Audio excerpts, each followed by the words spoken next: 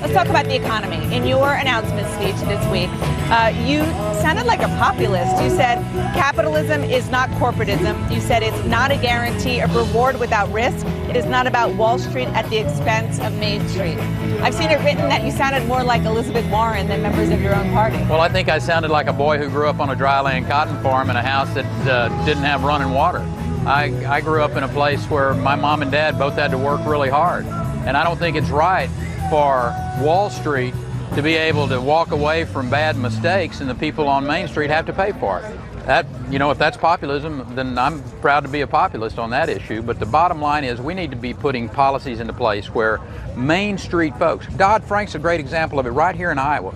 These bankers and these small community banks are being strangled by regulations and they can't loan money to their farmers or their small businesses. That's just not right. So what would you do about Wall Street? Would you try to break up the big banks? I mean, how would you actually... Listen, if a bank makes bad decisions, they ought to fail. Nobody ought to be too big to fail. And all these regulations did was codify it into law. And I'd certainly get rid of those. You make a mistake and you make bad choices, you need to pay a price in this country. I don't care who you are, whether you're a big Wall Street firm or you're a big bank.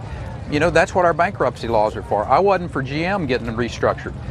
They should have been gone through bankruptcy just like everybody on Main Street would have. I mean, this is pretty simple from my perspective.